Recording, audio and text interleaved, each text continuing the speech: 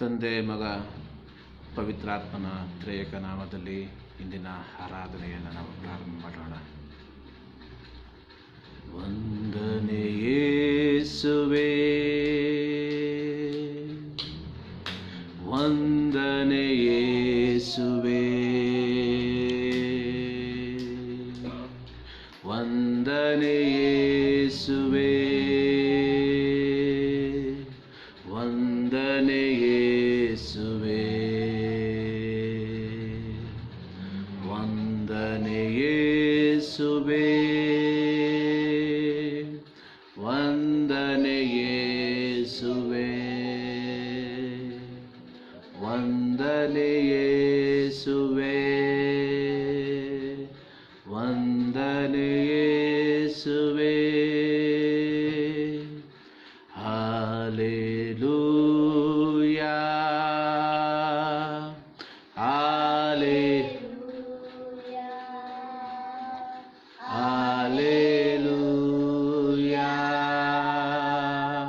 Hallelujah, hallelujah, hallelujah, hallelujah,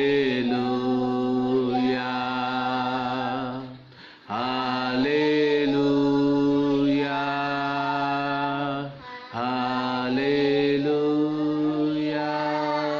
ನಮ್ಮನ್ನು ಬಹಳವಾಗಿ ಪ್ರೀತಿ ಮಾಡುವ ನಮ್ಮ ಪ್ರೀತಿಯ ತಂದೆಯಾದ ದೇವರೇ, ಈ ಪರಿಶುದ್ಧ ದಿನಕ್ಕಾಗಿ ನಾವು ನಿಮಗೆ ಕೃತಜ್ಞತೆಗಳನ್ನು ಸಲ್ಲಿಸುತ್ತಾ ಇದ್ದೇವೆ.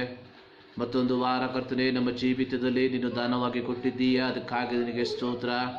ಹೌದು ಕರ್ತನೆ, ನಮ್ಮ ಪಿತೃಗಳು ನಿಮ್ಮನ್ನು ಆರಾಧಿಸಿದಂಥ ಈ ಪರಿಶುದ್ಧ ದಿನದಲ್ಲಿ ನಿಮ್ಮ ಮಕ್ಕಳಾದ ನಾವು ಕರ್ತನೆ ನಿಮ್ಮನ್ನು ಆರಾಧಿಸುವಂತೆ, ನಿಮ್ಮನ್ನು ಮಹಿಮೆಪಡಿಸುವಂತೆ, ನೀವು ಮಾಡಿದಂಥ ಉಪಕಾರಗಳನ್ನು ನೆನೆಸಿ ಕೃತಜ್ಞತೆಯನ್ನು ಸಲ್ಲಿಸುವಂತೆ ನಮ್ಮ ಜೀವಿತದಲ್ಲಿ ಕೊಟ್ಟಂಥ ಈ ಒಂದು ಸಂದರ್ಭಕ್ಕಾಗಿ ನಾವು ನಿಮಗೆ ಕೃತಜ್ಞತೆ ಸಲ್ಲಿಸ್ತಾ ಇದ್ದೇವೆ.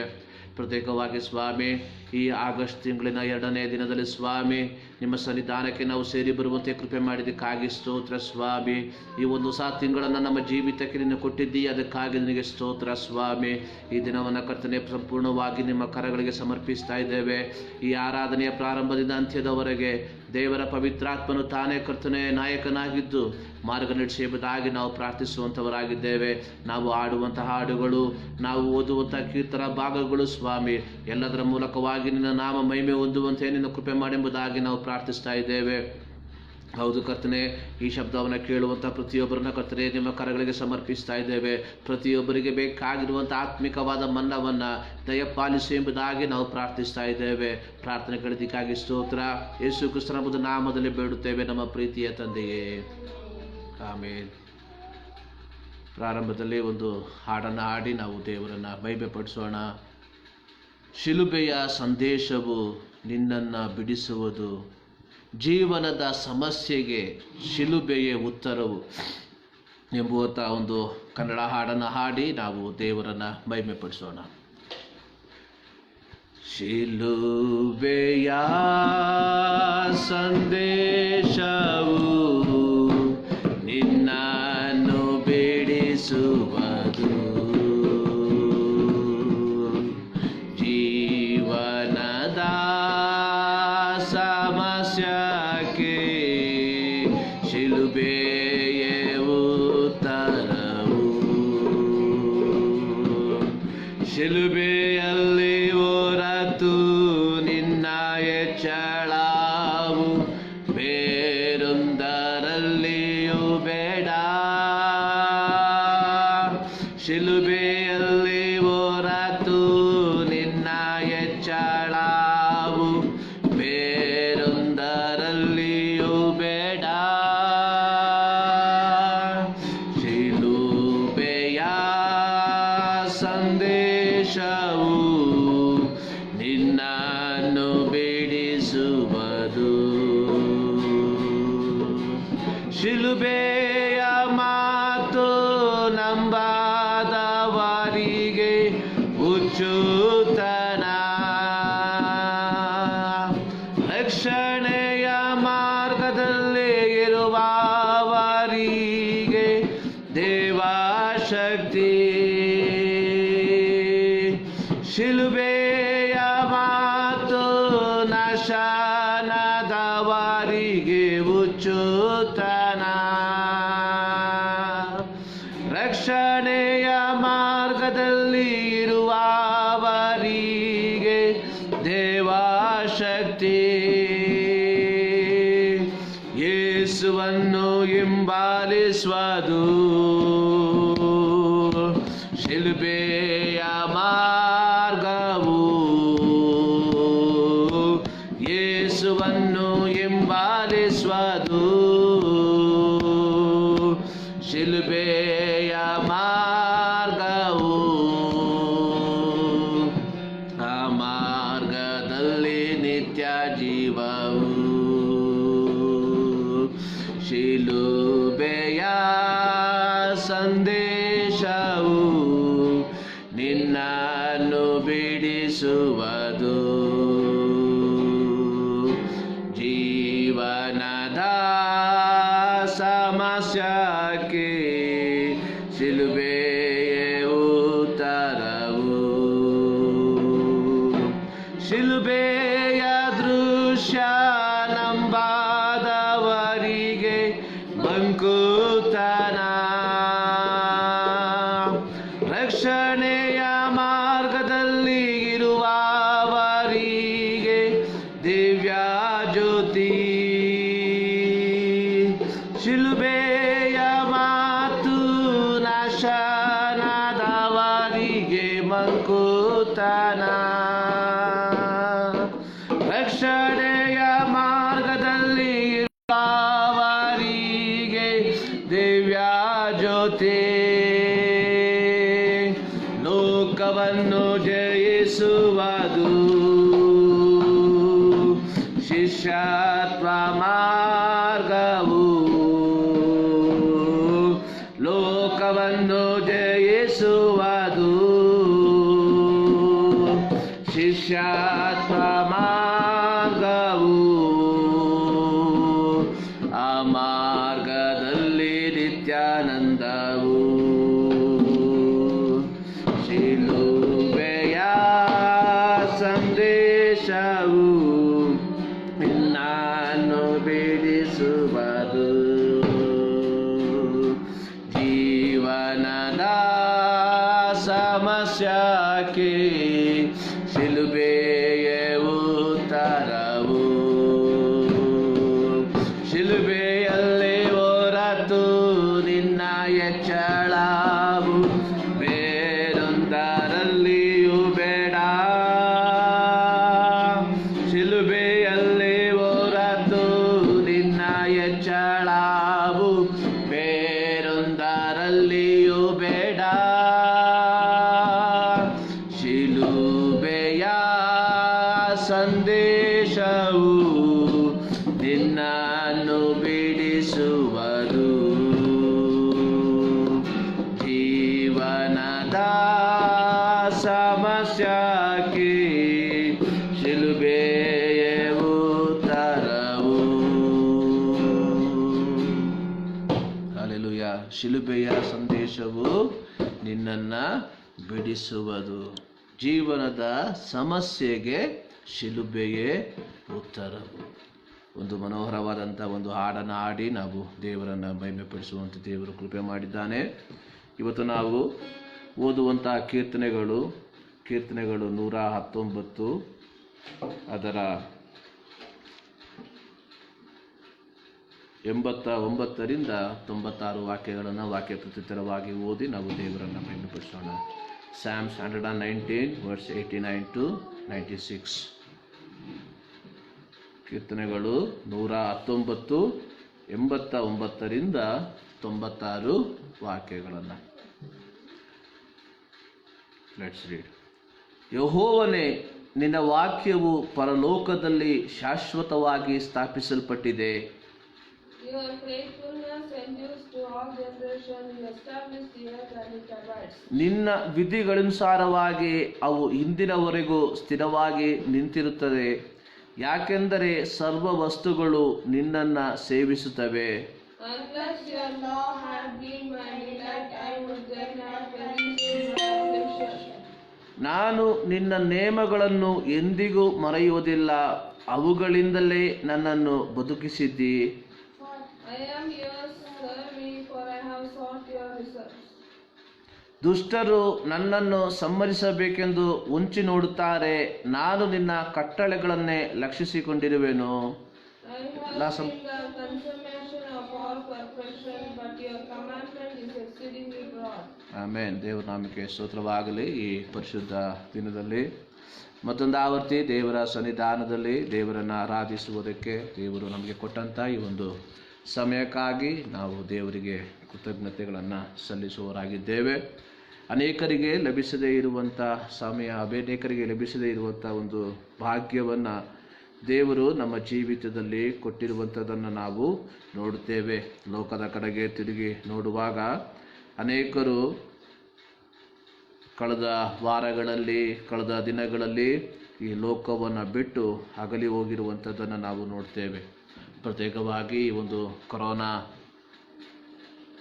ಈ ಒಂದು ಸಂದರ್ಭದಲ್ಲಿ ಅನೇಕರು ತಮ್ಮ ಅಮೂಲ್ಯವಾದ ಜೀವವನ್ನು ನಷ್ಟಪಡಿಸುವಂಥದ್ದನ್ನು ನಾವು ನೋಡ್ತಾ ಇದ್ದೇವೆ. ಆದರೆ ದೇವರು ತನ್ನ ಮಕ್ಕಳಾದಂಥ ನಮ್ಮನ್ನು ಅದ್ಭುತವಾದ ರೀತಿಯಲ್ಲಿ ಆತನು ಪರಿಪಾಲಿಸುತ್ತಾ ಬಂದಿದ್ದಾನೆ. ಆ ದೇವರಿಗೆ ನಾವು ಕೃತಜ್ಞತೆಗಳನ್ನು ಸಲ್ಲಿಸುವಂಥವರಾಗಿದ್ದೇವೆ. ಸೊ ಈ ಬೆಳಗಿನ ಜಾವದಲ್ಲಿ ನಾವು ದೇವರ ಸನ್ನಿಧಾನದಲ್ಲಿ ದೇವರನ್ನು ಆರಾಧಿಸುವುದಕ್ಕೆ ದೇವರು ನಮ್ಮನ್ನು ಬರಮಾಡಿದ್ದಾನೆ. ಅದಕ್ಕಾಗಿ ನಾವು ದೇವರಿಗೆ ಕೃತಜ್ಞತೆಗಳನ್ನು ಸಲ್ಲಿಸ್ತಾ ಇದ್ದೇವೆ. ಒಂದು ಹಾಡಿನ ಒಂದು ಚರಣವನ್ನು ಹಾಡಿ ನಾವು ದೇವರನ್ನು ಮಹಿಮೆಪಡಿಸೋಣ. ಶಿಲುಬೆಯೇ ನಿನ್ನ ಧ್ವಜ, ಮುಂದೆ ನಡೆ ಜವಾನ್, ಹಿಂದೆ ನೋಡದಿರು ಯೇಸು ನಿನ್ನ ಬಂಡೆ ಎಂಬುವಂಥ ಒಂದು ಹಾಡಿನ ಆ ಒಂದು ಚರಣವನ್ನು ಹಾಡಿ ನಾವು ದೇವರನ್ನು ಮಹಿಮೆಪಡಿಸೋಣ. ಶಿಲುಬೆಯೇ ನಿನ್ನ ಧ್ವಜ, ಮುಂದೆ ನಾಡೆ ಜವಾನ್, ಎಂದೆ ನೋಡದಿರು ಯೇಸುವು ನಿನ್ನ ಬಂಡೆ. ಶಿಲುಬೆಯೇ ನಿನ್ನ ಧ್ವಜ, ಮುಂದೆ ನಾಡೆ ಜವಾನ್, ಎಂದೆ ನೋಡದಿರು ಯೇಸುವು ನಿನ್ನ ಬಂಡೆ. ನಿನಗಾಗಿಯೇ ಆತ ಜಗದೋಳು ಬಂದಾನು, ನಿನ್ನನ್ನು ಕಾಯಲು. ನಿನಗಾಗಿಯೇ ಆತ ಜಗದೋಳು ಬಂದಾನು, ನಿನ್ನನ್ನು ಕಾಯಲು. ನಿನಗಾಗಿಯೇ ಯೇಸುವು ತೆರೆದಾನು, ನಿನಗಾಗಿಯೇ ಯೇಸುವು ತೆರೆದಾನು ಮುಕ್ತಿಯ ಮಾರ್ಗವ, ಮುಕ್ತಿಯ ಮಾರ್ಗವ. ಶಿಲುಬೆಯೇ ನಿನ್ನ ಧ್ವಜ, ಮುಂದೆ ನಾಡೆ ಜವಾನ್, ಹಿಂದೆ ನೋಡದಿರು ಯೇಸುವು ನಿನ್ನ ಬಂಡೆ. ಎಂದೆ ನೋಡದಿರು ಯೇಸುವು ನಿನ್ನ ಬಂಡೆ. ನಿನ್ನ ದೋಣಿಯೋ ನದಿಯಲ್ಲಿ ಮುಳುಗಾಲು ಯಾರು ಉಳಿಸಾರು. ನಿನ್ನ ದೋಣಿಯೋ ನದಿಯಲ್ಲಿ ಯಾರು ಉಳಿಸಾರು. ಯೇಸುವು ಮಾತ್ರ ಉಳಿಸಬಲ್ಲನು, ಯೇಸುವು ಮಾತ್ರ ಉಳಿಸಬಲ್ಲನು.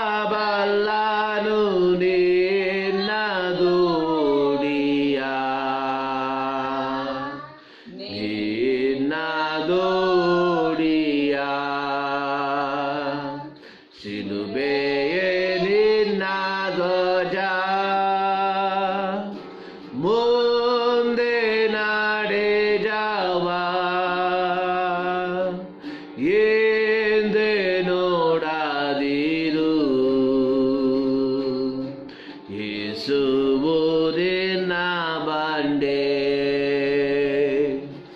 ಎಂದೇ ನೋಡದಿರು. ಯೇಸುವು ನಿನ್ನ ಬಂಡೆ ಎಂದೇ ನೋಡದಿರು. ಯೇಸುವು ನಿನ್ನ ಬಂಡೆ.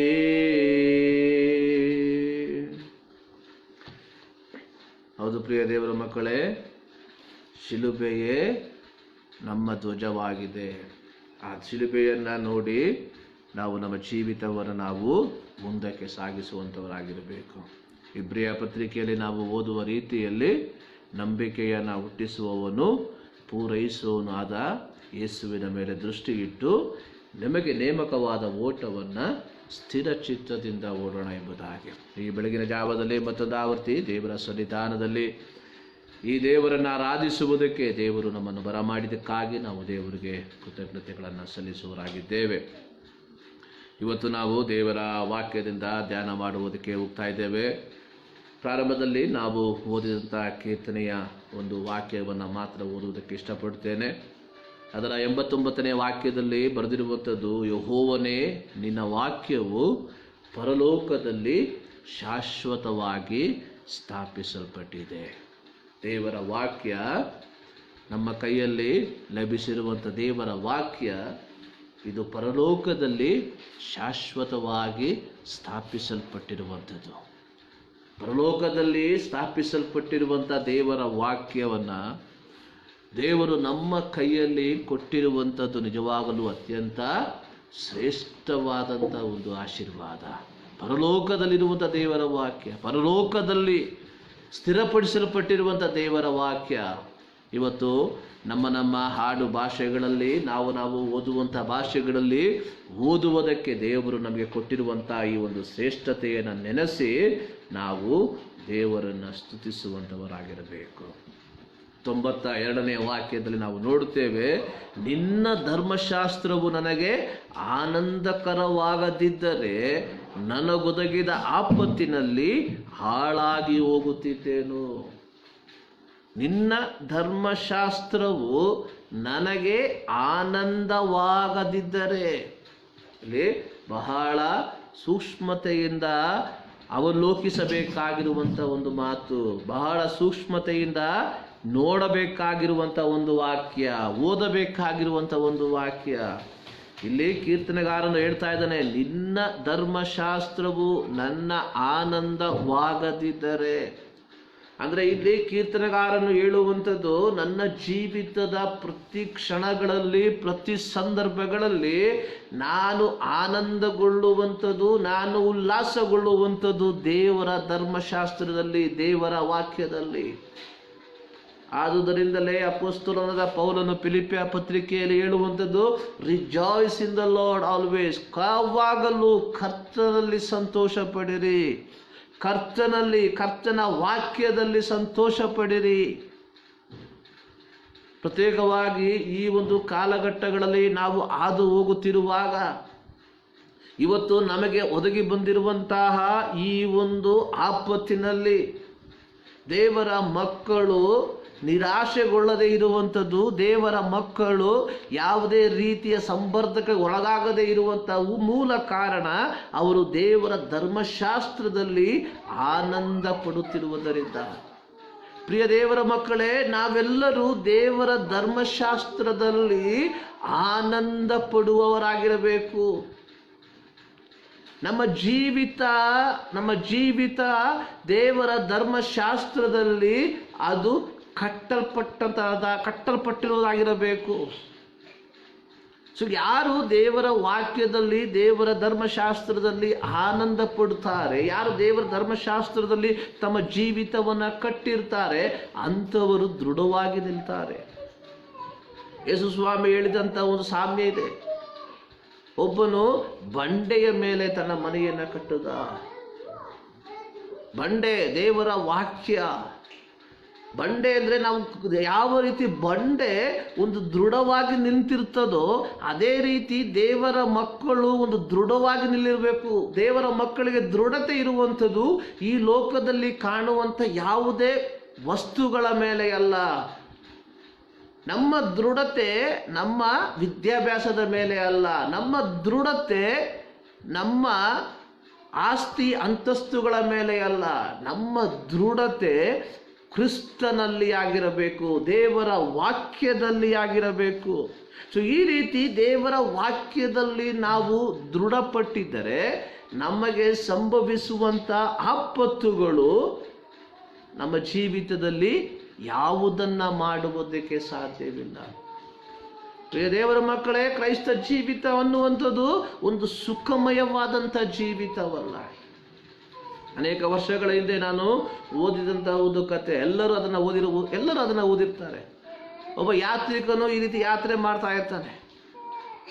ಅವನು ಪ್ರಾರಂಭದಲ್ಲಿ ಒಳ್ಳೆಯ ನೆಲದಲ್ಲಿ ಯಾತ್ರೆ ಮಾಡಬೇಕಾದ್ರೆ ಅವನ ಮುಂಭಾಗದಲ್ಲಿ 2 ಪಾದಗಳು ಮುಂದೆ ಹೋಗ್ತಾ ಇತ್ತು. ಅವನು ಆ ಪಾದದ ಮೇಲೆ ತನ್ನ ಪಾದವನ್ನು ಇಟ್ಟು ಮುಂದಕ್ಕೆ ಹೋಗ್ತಾ ಇದ್ದ.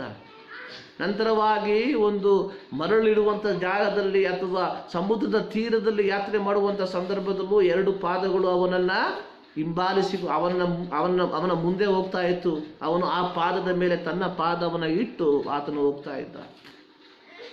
ಸ್ವಲ್ಪವಾದ ಮೇಲೆ ಕಲ್ಲುಗಳು ಮುಳ್ಳುಗಳು ಇರುವಂತಹ ಜಾಗದಲ್ಲಿ, ಅಟ್ಟಿ ಕಡಿದಾದ ಜಾಗದಲ್ಲಿ ಬಂದಾಗ ಅವನ ಮುಂಭಾಗದಲ್ಲಿ ಆ ಹೆಜ್ಜೆಗಳನ್ನು ಅವನು ಕಾಣಲಿಲ್ಲ. ಆ ಭಕ್ತ ಹೇಳ್ತಾ ಇದ್ದಾನೆ, ಆ ಯಾತ್ರಿಕ ಹೇಳ್ತಾ ಇದ್ದಾನೆ, ನಾನು ಸುಖಕರವಾದಂಥ ಸಂದರ್ಭದಲ್ಲಿ ನಿನ್ನ ಹೆಜ್ಜೆ ನನ್ನ ಮುಂದೆ ಹೋಯಿತು, ಆದರೆ ಈ ಕಷ್ಟಕರವಾದಂಥ ಪರಿಸ್ಥಿತಿಯಲ್ಲಿ ನಾನು ನಿನ್ನ ಹೆಜ್ಜೆಯನ್ನು ಕಾಣ್ತಾ ಇಲ್ಲ ಎಂಬುದಾಗಿ. ಆಗ ದೇವರು ಹೇಳ್ತಾ ಇದ್ದಾನೆ, ಮಗನೇ, ನಿನ್ನ ಸುಖಕರವಾದಂಥ ಸಂದರ್ಭದಲ್ಲಿ ನೀನು ನಡೀತಾ ಇದ್ದೆ, ನಾನು ನಿನ್ನ ಮುಂದೆ ಇದ್ದೆ. ಆದರೆ ಈ ಕಷ್ಟಕರವಾದಂಥ ಪರಿಸ್ಥಿತಿಯಲ್ಲಿ ಮಗನೇ, ನೀನು ನನ್ನ ಕೈಯಲ್ಲಿದೆಯಾ. I am walking, you are in my hand. ನಾನು ನಡೀತಾ ಇದ್ದೇನೆ, ಈ ಮುಳ್ಳುಗಳು ಚುಚ್ಚುತ್ತಾ ಇರುವುದು ನನಗೆ, ನಿನ್ನ ಕಾಲಿಗೆ ಅಲ್ಲ. ನೀನು ನನ್ನ ಕೈಯಲ್ಲಿ ಸುರಕ್ಷಿತವಾಗಿ ಇದ್ದೀಯ ಎಂಬುದಾಗಿ. ಪ್ರಿಯ ದೇವರ ಮಕ್ಕಳೇ, ನಮ್ಮ ಜೀವಿತದಲ್ಲಿ ಇಷ್ಟೆಲ್ಲ ಪ್ರತಿಕೂಲಗಳು, ಇಷ್ಟೆಲ್ಲ ವಿಧವಾದಂಥ ಕಾರ್ಯಗಳು ಸಂಭವಿಸಿದರೂ ನಾವು ಬದುಕಿರುವಂಥದ್ದು, ನಾವು ಇರುವಂಥದ್ದು ದೇವರ ಕೃಪೆ. ಕಾರಣ ದೇವರ ವಾಕ್ಯ ಹೇಳ್ತಾ ಇದೆ, ನಿನ್ನ ಧರ್ಮಶಾಸ್ತ್ರವು ನನ್ನ ಆನಂದವಾಗದಿದ್ದರೆ ನನಗೊದಗಿದ ಆಪತ್ತಿನಲ್ಲಿ ಹಾಳಾಗಿ ಹೋಗುತ್ತಿದ್ದೇನೆ ಎಂಬುದಾಗಿ. ನಮ್ಮ ಜೀವಿತ ದೇವರ ವಾಕ್ಯದಲ್ಲಿ ಕಟ್ಟಲ್ಪಟ್ಟಿರುವಂಥದ್ದಾಗಿರಬೇಕು. ಯಾರು ದೇವರ ವಾಕ್ಯದಲ್ಲಿ ತಮ್ಮ ಜೀವಿತವನ್ನು ಕಟ್ಟಿರುತ್ತಾರೋ ಅಂಥವರ ಜೀವಿತದಲ್ಲಿ ಸತ್ಯವೇದದಲ್ಲಿ ಯೇಸು ಸ್ವಾಮಿ ಹೇಳಿದ ರೀತಿಯಲ್ಲಿ ಆ ಜಾಣನು ಬಂಡೆಯ ಮೇಲೆ ಮನೆ ಕಟ್ಟಿದ, ಮಳೆಗಳು ಬಂದವು, ಗಾಳಿ ಬೀಸಿತು, ನೀರು ಏರಿತು, ಆದರೆ ಆ ಮನೆ ಬಂಡೆಯ ಮೇಲೆ ಇದ್ದದರಿಂದ ಅದು ಸ್ಥಿರವಾಗಿ ನಿಂತಿತ್ತು ಎಂಬುದಾಗಿ. ಪ್ರತ್ಯೇಕವಾಗಿ ನಮ್ಮ ಸಂಡೇ ಸ್ಕೂಲ್ಗಳಲ್ಲಿ ಇರುವಂಥ ಸಂದರ್ಭದಲ್ಲಿ ಈ ಹಾಡುಗಳನ್ನು ನಾವು ಹಾಡಿ ಬಹಳವಾಗಿ ಸಂತೋಷ ಪಟ್ಟಿದ್ದೇವೆ. ನಾವು ಆಡುವಂಥ ಸಂದರ್ಭದಲ್ಲಿ ಹಾಡಿನ ಅರ್ಥ ನಮಗೆ ಗೊತ್ತಿತ್ತೋ ಗೊತ್ತಿಲ್ಲ, ಆದರೆ ಹಾಡನ್ನು ಹಾಡಿ ನಾವು ಸಂತೋಷ ಪಟ್ಟಿದ್ದೇವೆ. ಪ್ರಿಯ ದೇವರ ಮಕ್ಕಳೇ, ನಮ್ಮ ಜೀವಿತ ದೇವರ ವಾಕ್ಯದಲ್ಲಿ ಬೇರೂರಿ ನಿಂತಿರುವಂಥದ್ದಾಗಿರಬೇಕು. ಸೊ ಇವತ್ತು ನಾವು ದೇವರ ಸನ್ನಿಧಾನದಲ್ಲಿ ದೇವರನ್ನು ಆರಾಧಿಸುವುದಕ್ಕೆ ನಾವು ಸೇರಿ ಬಂದಿದ್ದೇವೆ. ಇವತ್ತು ನಾವು ದೇವರನ್ನು ಆರಾಧಿಸುವುದಕ್ಕೆ ಅಥವಾ ದೇವರ ವಾಕ್ಯವನ್ನು ಧ್ಯಾನ ಮಾಡುವುದಕ್ಕೆ ನಾವು ಆರಿಸಿಕೊಂಡಿರುವಂತಹ ದೇವರ ವಾಕ್ಯ ಅಪೊಸ್ತಲರ ಕೃತ್ಯ 10ನೇ ಅಧ್ಯಾಯದ ಕೆಲವು ವಾಕ್ಯ ಭಾಗಗಳನ್ನು, ಅದರ ಪ್ರಾರಂಭದಿಂದ ಕೊನೆಯ ತನಕ ಇರುವ ವಾಕ್ಯ ಭಾಗಗಳನ್ನು ಅದನ್ನು ನಾವು ಧ್ಯಾನ ಮಾಡುತ್ತೇವೆ. ಅದಕ್ಕಿಂತಲೂ ಮುಂಚಿತವಾಗಿ ಕೆಲವು ವಿಚಾರಗಳನ್ನು ಹೇಳುವುದಕ್ಕೆ ನಾನು ಬಯಸುವಂಥವನಾಗಿದ್ದೇನೆ. ಕಾಲಗಳಿಂದಲೂ ದೇವರು ತನ್ನ ಸುವಾರ್ತೆಯನ್ನು ಸಾರಲ್ಪಡುವುದಕ್ಕಾಗಿ ವಿವಿಧ ಜನರನ್ನು ವಿವಿಧ ಸಂದರ್ಭಗಳಲ್ಲಿ ಉಪಯೋಗಿಸಿರುವಂಥದ್ದನ್ನು ನಾವು ನೋಡುತ್ತೇವೆ. ಕಾಲಗಳಲ್ಲಿ ಅಂದರೆ ಯೇಸು ಸ್ವಾಮಿ ತನ್ನ ದೈಹಿಕವಾದ ಸೇವೆಯನ್ನು ಮುಗಿಸಿ ಆತನು ಪರಲೋಕಕ್ಕೆ ಒಯ್ಯಲ್ಪಡುವಂಥ ಸಮಯದಿಂದ ಇಂದಿನ ತನಕ, ಈ ಸಮಯದ ತನಕ ದೇವರು ತನ್ನ ಸುವಾರ್ತೆಯನ್ನು, ತನ್ನ ಶುಭ ಸಮಾಚಾರವನ್ನು ಈ ಲೋಕದಲ್ಲಿರುವಂಥ ಜನರಿಗೆ ಸಾರಲ್ಪಡುವುದಕ್ಕಾಗಿ ಅನೇಕ ಜನರನ್ನು, ಅನೇಕ ಸಭೆಗಳನ್ನು, ಅನೇಕ ಸಂಸ್ಥೆಗಳನ್ನು, ಅನೇಕ ಸಂದರ್ಭಗಳಿಗೆ ಅನುಸಾರವಾಗಿ ಉಪಯೋಗಿಸಿರುವಂಥದ್ದನ್ನು ನಾವು ನೋಡ್ತೇವೆ. ಯಾಕೆಂದರೆ ದೇವರ ಸುವಾರ್ತೆಯು ಎಲ್ಲ ಸಂದರ್ಭಗಳಲ್ಲಿಯೂ ಅದು ಪ್ರಸ್ತುತವಾಗಿರುವಂಥದ್ದು. ದೇವರ ಸುವಾರ್ತೆಯು ಎಲ್ಲ ಸಂದರ್ಭಗಳಲ್ಲಿಯೂ ಎಲ್ಲ ಜನರಿಗೂ ಅದು ಬಹಳ ಅವಶ್ಯಕತೆ ಇರುವಂಥದ್ದಾಗಿದೆ. ಆದರೆ ಈ ಸುವಾರ್ತೆಯನ್ನು ತಲುಪಿಸುವಂಥದ್ದು ಅಥವಾ ಈ ಸುವಾರ್ತೆಯನ್ನು ಜನರಿಂದ ಜನರಿಗೆ ತಲುಪಿಸುವಂಥದ್ದು ಅದು ಪ್ರತಿಯೊಬ್ಬ ದೇವರ ಮಗನ ಮಗಳ ಆದ್ಯ ಕರ್ತವ್ಯವಾಗಿರಬೇಕು. ಇಂಗ್ಲಿಷ್ ಭಾಷೆಯಲ್ಲಿ ನಾವು ಅದನ್ನು ನೋಡುವಂಥದ್ದು ಗುಡ್ ನ್ಯೂಸ್, ಶುಭ ಸಂದೇಶ, NEWS.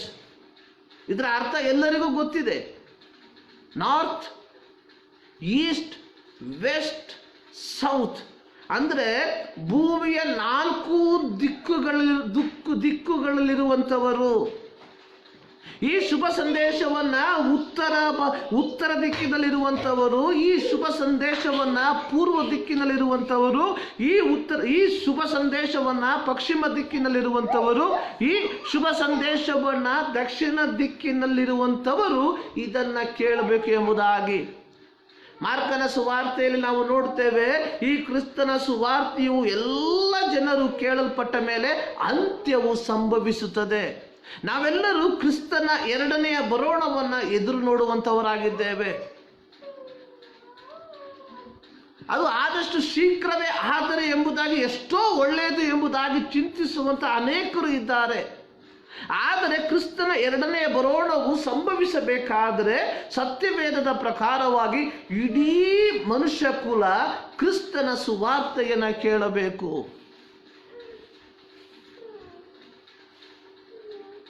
ಆದರೆ ದೇವರ ಸುವಾರ್ತೆ ಈ ದಿಕ್ಕುಗಳಲ್ಲಿ 4 ದಿಕ್ಕುಗಳಲ್ಲಿ ಸಾರಲ್ಪಡಬೇಕು. ಯಾವ ರೀತಿಯಾಗಿ? ನಾವು ವಾಸಿಸುವ ದೇಶದ 4 ದಿಕ್ಕುಗಳಲ್ಲಿಯೂ ಈ ಸುವಾರ್ತೆ ಸಾರಲ್ಪಡಬೇಕು. ನಾವು ವಾಸಿಸುವ ರಾಜ್ಯದ 4 ದಿಕ್ಕುಗಳಲ್ಲಿ ಈ ಸುವಾರ್ತೆ ಸಾರಲ್ಪಡಬೇಕು. ನಾವು ವಾಸಿಸುವ ಜಿಲ್ಲೆಯ 4 ದಿಕ್ಕುಗಳಲ್ಲಿ ಈ ಸುವಾರ್ತೆ ಸಾರಲ್ಪಡಬೇಕು. ನಾವು ವಾಸಿಸುವ ತಾಲೂಕಿನ 4 ದಿಕ್ಕುಗಳಲ್ಲಿ ಈ ಸುವಾರ್ತೆ ಸಾರಲ್ಪಡಬೇಕು. ನಾವು ವಾಸಿಸುವ ಪ್ರದೇಶದ 4 ದಿಕ್ಕುಗಳಲ್ಲಿ ಈ ಸುವಾರ್ತೆ ಸಾರಲ್ಪಡಬೇಕು. ನಾವು ವಾಸಿಸುವ ಮನೆಯ ಸುತ್ತಮುತ್ತಲಿರುವಂಥ 4 ದಿಕ್ಕುಗಳಲ್ಲಿ ಈ ಸುವಾರ್ತೆ ಸಾರಲ್ಪಡಬೇಕು. ವ್ಯಕ್ತಿಗತವಾಗಿ ನನ್ನ 4 ದಿಕ್ಕುಗಳಲ್ಲಿ ಈ ಸುವಾರ್ತೆ ಸಾರಲ್ಪಡಬೇಕು.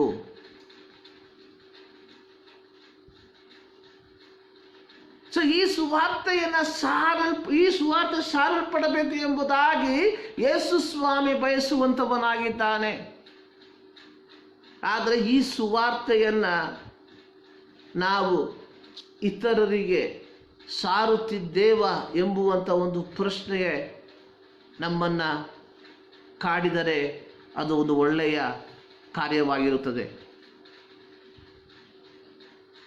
ದೇವರ ವಾಕ್ಯದಲ್ಲಿ ನಾವು ನೋಡುವಂಥದ್ದು ಯೆಶಾಯನ ಪ್ರವಾದನ ಪುಸ್ತಕ 52ನೇ ಅಧ್ಯಾಯ ಅದರ 7ರಿಂದ 8 ವಾಕ್ಯಗಳಲ್ಲಿ ಅಲ್ಲಿ ಬರೆದಿರುವಂಥದ್ದನ್ನು ಈ ರೀತಿಯಾಗಿ ನೋಡ್ತೇವೆ. ಯೆಶಾಯ 52 ಅದು 7 ಮತ್ತು 8 ಅಲ್ಲಿ ಈ ರೀತಿಯಾಗಿ ಬರೆಯಲ್ಪಟ್ಟಿದೆ.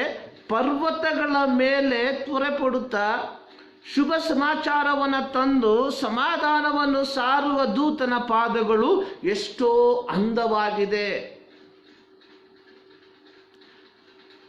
ನೋಡಿ, ಶುಭ ವರ್ತಮಾನವನ್ನು ಅಥವಾ ಸುವಾರ್ತೆಯನ್ನು ಸಾರುವವನ ಪಾದವು ಎಷ್ಟೋ ಅಂದವಾಗಿದೆ ಎಂಬುದಾಗಿ ಯೆಶಾಯ ಪ್ರವಾದಿ ತನ್ನ 52ನೇ ಅಧ್ಯಾಯದಲ್ಲಿ ಬರೆಯುವಂಥದ್ದನ್ನು ನಾವು ನೋಡುತ್ತೇವೆ. ಒಳ್ಳೆಯ ಶುಭ ವರ್ತಮಾನವನ್ನು, ಶುಭದ ಸುವಾರ್ತೆಯನ್ನು ತಂದು ರಕ್ಷಣೆಯನ್ನು ಪ್ರಕಟಿಸುತ್ತಾ ನಿನ್ನ ದೇವರು ರಾಜ್ಯಭಾರವನ್ನು ವಹಿಸಿದ್ದಾನೆ ಎಂದು ಚೀಯೋನಿಗೆ ತಿಳಿಸುವವನಾಗಿದ್ದಾನೆ. ಇಲ್ಲಿ ಪ್ರವಾದಿಯಾದಂಥ ಯೆಶಾಯನು ತನಗೆ ಲಭಿಸಿದಂಥ ದರ್ಶನವನ್ನ ಜನರಿಗೆ ತಿಳಿಸುವಂಥದ್ದನ್ನು ನಾವು ನೋಡುತ್ತೇವೆ. ಅಂದ್ರೆ ಇಸ್ರಾಯೇಲ್ ಮಕ್ಕಳ ಜೀವಿತದಲ್ಲಿ ಆಶೀರ್ವಾದದ ಸಮಯ ಪ್ರಾರಂಭವಾಗುತ್ತದೆ ಎಂಬ ಶುಭ ಸಂದೇಶವನ್ನ ಸಾರುವುದಕ್ಕೆ ಪ್ರವಾದಿಯಾದಂಥ ಯೆಶಾಯನು ಸಂತೋಷಪಟ್ಟನು ಎಂಬುದಾಗಿ ನಾವು ಇಲ್ಲಿ ಅರ್ಥ ಮಾಡಿಕೊಳ್ಳುತ್ತೇವೆ. ಮತ್ತೊಂದು ಆವೃತ್ತಿ ಹೇಳ್ತೇನೆ, ಇಸ್ರಾಯೇಲ್ ಮಕ್ಕಳ ಜೀವಿತದಲ್ಲಿ ಆಶೀರ್ವಾದದ ಸಮಯ ಪ್ರಾರಂಭವಾಗುತ್ತಿದೆ ಎಂಬ ಶುಭ ಸಂದೇಶವನ್ನ ಸಾರುವುದಕ್ಕೆ ಪ್ರವಾದಿಯಾದಂಥ ಯೆಶಾಯನು ಸಂತೋಷ ಪಡ್ತಾ ಇದ್ದಾನೆ. ಕಾರಣ ಯೆಶಾಯನ ಪ್ರವಾದನ ಪುಸ್ತಕ 5ನೇ ಅಧ್ಯಾಯದಲ್ಲಿ ನಾವು ನೋಡುವಂಥ ಸಂದರ್ಭದಲ್ಲಿ ಅಥವಾ ಯೆಶಾಯನ ಪ್ರಾರಂಭದ ಅಧ್ಯಾಯಗಳಲ್ಲಿ ನಾವು ಓದುವಂಥ ಸಂದರ್ಭದಲ್ಲಿ ಅಲ್ಲಿ ನಮಗೆ ಅರ್ಥವಾಗುವಂಥ ಒಂದು ವಿಚಾರಗಳಿದೆ. ಪ್ರತ್ಯೇಕವಾಗಿ 5ನೇ ಅಧ್ಯಾಯದಲ್ಲಿ ಇಸ್ರಾಯೇಲರ ಜೀವಿತವನ್ನು ನೋಡಿ ಯೆಶಾಯ ಪ್ರವಾದಿಸುವಂಥ ಒಂದು ಪ್ರವಾದನ ವಾಕ್ಯಗಳಿದೆ. ಅಲ್ಲಿ ಇಸ್ರಾಯೇಲರ ಮಧ್ಯದಲ್ಲಿ 6 ಬಗೆಯ ಪಾಪಿಗಳು ವಾಸಿಸುತ್ತಿದ್ದರು ಎಂಬುದಾಗಿ, 6 ಬಗೆಯ ದೇವರಿಗೆ ವಿರೋಧವಾಗಿ ಜೀವಿಸುವಂಥವರು ಜೀವಿಸುತ್ತಿದ್ದರು ಎಂಬುದಾಗಿ ಬರೆಯಲ್ಪಟ್ಟಿದೆ. ಅಲ್ಲಿ ಬರೆಯಲ್ಪಟ್ಟಿರುವುದು, ಅಯ್ಯೋ ಮನೆಗೆ ಮನೆಯನ್ನು ಹೊಲಕ್ಕೆ ಹೊಲವನ್ನು ಸೇರಿಸಿಕೊಳ್ಳುತ್ತಾ ಬಂದು ಇತರರಿಗೆ ಸ್ವಲ್ಪ ಸ್ಥಳವನ್ನು ಕೊಡದೆ ದೇಶದ ಮಧ್ಯದಲ್ಲಿ ತಾವಾಗಿ ವಾಸಿಸುವ ಗತಿಯನ್ನು ಏನು ಹೇಳಲಿ. ಅದು ಒಂದು ಬಗೆ. 2ನೇ ಬಗೆ, ಮದ್ಯದ ಗೀಳಿನಿಂದಲೇ ಮುಂಜಾನೆ ಎದ್ದು ಸಂಜೆಯಾದ ಮೇಲೂ ದ್ರಾಕ್ಷಾರಸದಿಂದ ಅಮಲೇರಿದವರು 2ನೇ ಬಗೆ. ಸೊ ಈ ರೀತಿಯಾಗಿ ಅಲ್ಲಿ 6 ಬಗೆಯ ಕಾರ್ಯಗಳನ್ನು ಬರೆದಿರುವಂಥದ್ದನ್ನು ನಾವು ಸತ್ಯವೇದದಲ್ಲಿ ನೋಡುತ್ತೇವೆ. ಆದರೆ ಈ ರೀತಿಯ ಪ್ರವಾದನೆಗಳನ್ನು ಪ್ರವಾದಿಸಿದಾಗ ಯೆಶಾಯನ ಜೀವಿತದಲ್ಲಿ ಅದು ಒಂದು ಸಂತೋಷಕರವಾದಂಥ ಪ್ರವಾದನೆಗಳಾಗಿರಲಿಲ್ಲ. ಅದು ಅವನನ್ನು ವೇದನೆ ಪಡಿಸುವಂಥ, ಅದು ಅವನಿಗೆ ದುಃಖವನ್ನು ತರುವಂಥ ಪ್ರವಾದನೆಗಳಾಗಿತ್ತು. ಆದರೆ ಇಸ್ರಾಯೇಲ್ ಮಕ್ಕಳು ತಮ್ಮ ಬಾಬೆಲ್ ಪ್ರವಾಸವನ್ನು ಮುಗಿಸಿ BC 536ರಲ್ಲಿ ಹಿಂತಿರುಗಿ ತಮ್ಮ ದೇಶಕ್ಕೆ ಬರುವಂಥ ಸಂದರ್ಭದಲ್ಲಿ ಆ ಶುಭ ಸಮಾಚಾರವನ್ನು ತಿಳಿಸುವಾಗ ಪ್ರವಾದಿ ಅತ್ಯಂತ ಸಂತೋಷವುಳ್ಳವನಾಗಿದ್ದನು. ಪ್ರಿಯ ದೇವರ ಮಕ್ಕಳ, 2 ರೀತಿಯ ಸಂದೇಶವನ್ನ ಪ್ರವಾದಿಯಾದಂಥ ಯೆಶಾಯನ ಮೂಲಕವಾಗಿ ಸರ್ವಶಕ್ತನಾದ ದೇವರು ಇಸ್ರಾಯೇಲರಿಗೆ ತಿಳಿಸಿರುವಂಥದ್ದನ್ನು ನಾವು ನೋಡುತ್ತೇವೆ. ಮೊದಲನೇ ಸಂದೇಶದಲ್ಲಿ ಇಸ್ರಾಯೇಲ್ ಜನರು ದೇವರ ಮಾತಿಗೆ ಅವಿಧೇಯರಾಗಿ ದೇವರಿಗೆ ಇಷ್ಟವಲ್ಲದ ಕಾರ್ಯವನ್ನು ಮಾಡಿದರ ಫಲವಾಗಿ ಸಂಭವಿಸುವಂತಹ ವಿಚಾರಗಳ ಕುರಿತಾಗಿ ಸರ್ವಶಕ್ತನಾದ ದೇವರು ಯೆಶಾಯನ ಮೂಲಕವಾಗಿ ಪ್ರವಾದನ ರೂಪದಲ್ಲಿ ಹೇಳಿರುವಂಥದ್ದನ್ನು ನಾವು ನೋಡುತ್ತೇವೆ. ಆದರೆ ಆ ಸಂದರ್ಭಗಳಲ್ಲಿ ಪ್ರವಾದಿಯಾದಂಥ ಯೆಶಾಯನು ಅಷ್ಟು ಸಂತೋಷ ಪಟ್ಟದಾಗಿ ನಾವು ನೋಡ್ತಾ ಇಲ್ಲ. 6ನೇ ಅಧ್ಯಾಯದಲ್ಲಿ ನಾವು ಓದುವಂಥ ಸಂದರ್ಭದಲ್ಲಿ ನಾವು ನೋಡುತ್ತೇವೆ, ಅಯ್ಯೋ ನಾನು ಅನಿಷ್ಟ ಮನುಷ್ಯನು ಎಂಬುದಾಗಿ ಆತನು ಹೇಳುವಂಥದ್ದನ್ನು ನಾವು ನೋಡ್ತಾ ಇದ್ದೇವೆ. ಯಾಕೆಂದರೆ ಅಲ್ಲಿ ನಾವು ನೋಡುವಂಥದ್ದು, ಅಯ್ಯೋ ನನ್ನ ಗತಿಯನ್ನು ಏನು ಹೇಳಲಿ, ನಾನು ನಾಶವಾದನಲ್ಲ, ನಾನು ಹೊಲಸು ತುಟಿಯವರ ಮಧ್ಯದಲ್ಲಿ ವಾಸಿಸುವವನು. ಅದು ಇಸ್ರಾಯೇಲ್ ಜನರ ಅವಸ್ಥೆಯನ್ನು ಸೂಚಿಸುವಂಥದ್ದಾಗಿದೆ. ಈ ಅವಸ್ಥೆಯಲ್ಲಿರುವಂಥ ಜನರ ಕುರಿತಾಗಿ 5ನೇ ಅಧ್ಯಾಯದಲ್ಲಿ ದೇವರು ಹೇಳಿದಂಥ ಪ್ರವಾದನ ವಾಕ್ಯಗಳನ್ನು ನಾವು ಕೇಳಿದ್ದೇವೆ. ಆದರೆ 52ನೇ ಅಧ್ಯಾಯಕ್ಕೆ ನಾವು ಸೇರಿ ಬರುವಂಥ ಸಂದರ್ಭದಲ್ಲಿ ದೇವರು ಇಸ್ರಾಯೇಲ್ ಮಕ್ಕಳನ್ನು ಆ ದಾಸತ್ವದಿಂದ ಬಿಡುಗಡೆ ಮಾಡಿ ಹಿಂತಿರುಗಿ ತನ್ನ ದೇಶಕ್ಕೆ ಅಥವಾ ಇಸ್ರಾಯೇಲ್ ದೇಶಕ್ಕೆ ಕರ್ಕೊಂಡು ಬರುವಂಥದ್ದನ್ನು ನಾವು ನೋಡ್ತೇವೆ. ಈ ಪ್ರವಾದನೆಯನ್ನ, ಈ ಶುಭ ಸಮಾಚಾರವನ್ನ ಇಸ್ರಾಯೇಲ್ ಜನರಿಗೆ ತಿಳಿಸುವಂಥ ಸಂದರ್ಭದಲ್ಲಿ ಯೆಶಾಯ ಪ್ರವಾದಿ ಬಹಳ ಸಂತೋಷವುಳ್ಳವನಾಗಿದ್ದನು. ಆದುದರಿಂದಲೇ ಅದರ 52ನೇ ಅಧ್ಯಾಯದಲ್ಲಿ ನಾವು ನೋಡ್ತಾ ಇದ್ದೇವೆ, ಪರ್ವತಗಳ ಮೇಲೆ ತ್ವರೆಪಡುತ್ತಾ ಶುಭ ಸಮಾಚಾರವನ್ನು ತಂದು ಸಮಾಧಾನವನ್ನು ಸಾರುವ ದೂತನ ಪಾದಗಳು ಎಷ್ಟೋ ಅಂದವಾಗಿದೆ. ಪ್ರಿಯ ದೇವರ ಮಕ್ಕಳೇ, ನಾವು ಸಾರುವ ಸುವಾರ್ತೆಯು ಸಹ ತಲತಲಾಂತರಗಳಿಂದಲೂ ಪಾಪಕ್ಕೆ ದಾಸರಾಗಿರುವಂಥವರು, ಸೈತಾನನಿಗೆ ದಾಸತ್ವರಾಗಿರುವಂಥವರಿಗೆ ಬಿಡುಗಡೆಯನ್ನ ದಯಪಾಲಿಸುವಂಥದ್ದಾಗಿದೆ. ಇದನ್ನು ನಾವು ಮರೆಯಬಾರದು. ನಾವು ಸಾರುವ ಸುವಾರ್ತೆ ತಲತಲಾಂತರಗಳಿಂದ ಸೈತಾನನಿಗೆ ದಾಸರಾಗಿರುವಂಥವರು, ಪಾಪಕ್ಕೆ ದಾಸರಾಗಿರುವಂಥವರು, ಅಂಥವರ ಜೀವಿತದಲ್ಲಿ ಬಿಡುಗಡೆಯನ್ನು ಕೊಡುವಂಥದ್ದು. ಸೊ ಈ ರೀತಿ ಈ ಸುವಾರ್ತೆಯನ್ನು ಸಾರುವಂಥ ಪ್ರತಿಯೊಬ್ಬರು ಸಂತೋಷವುಳ್ಳವರಾಗಿರ್ತಾರೆ ಎಂಬುದಾಗಿ ದೇವರ ವಾಕ್ಯದಲ್ಲಿ ನಾವು ನೋಡುತ್ತೇವೆ. ಇದೇ ವಿಚಾರವನ್ನು ಅಪೊಸ್ತಲನಾದ ಪೌಲನು ಎಫೆಸದವರಿಗೆ ಬರೆಯುವಾಗ ಅದರ 6ನೇ ಅಧ್ಯಾಯದಲ್ಲಿ ಈ ರೀತಿಯಾಗಿ ಬರೆದಿರುವಂಥದ್ದನ್ನು ನಾವು ನೋಡುತ್ತೇವೆ. ಎಫೆಸ ಪತ್ರಿಕೆ 6ನೇ ಅಧ್ಯಾಯದಲ್ಲಿ ಕ್ರೈಸ್ತರು ಧರಿಸಬೇಕಾಗಿರುವಂಥ ಸರ್ವಾಯುಧಗಳ ಕುರಿತಾಗಿ ಬರೆದಿರುವಂಥದ್ದನ್ನು ನಾವು ನೋಡುತ್ತೇವೆ. ಕ್ರೈಸ್ತರಾದಂಥ ನಾವು ಧರಿಸಬೇಕಾಗಿರುವಂಥ ಸರ್ವಾಯುಧಗಳು ಎಫೆಸ ಪತ್ರಿಕೆ 6ನೇ ಅಧ್ಯಾಯ ಅದರ 15ನೇ ವಾಕ್ಯದಿಂದ ನಾವು ಅದನ್ನು ನೋಡುವಂಥವರಾಗಿದ್ದೇವೆ. ಅಲ್ಲಿ ಬರೆದಿರುವಂಥದ್ದು ಈ ರೀತಿಯಾಗಿ, ಕಡೆ ಮಾತೇನೆಂದರೆ, ನೀವು ಕರ್ತನನ್ನು ಆತನ ಅತ್ಯಧಿಕವಾದ ಶಕ್ತಿಯನ್ನು ಆಶ್ರಯಿಸಿಕೊಂಡವರಾಗಿ ಬಲಗೊಳ್ಳಿರಿ. ಸೈತಾನನ ತಂತ್ರೋಪಾಯಗಳನ್ನು ಎದುರಿಸಿ ನಿಲ್ಲುವುದಕ್ಕೆ ಶಕ್ತರಾಗುವಂತೆ ದೇವರು ದಯಪಾಲಿಸುವ ಸರ್ವಾಯುಧಗಳನ್ನು ಧರಿಸಿಕೊಳ್ಳ್ರಿ. ಅಲ್ಲಿ ಅನೇಕ ಸರ್ವಾಯುಧಗಳ ಕುರಿತಾಗಿ ಬರೆದಿರುವಂಥದ್ದನ್ನು ನಾವು ನೋಡುತ್ತೇವೆ.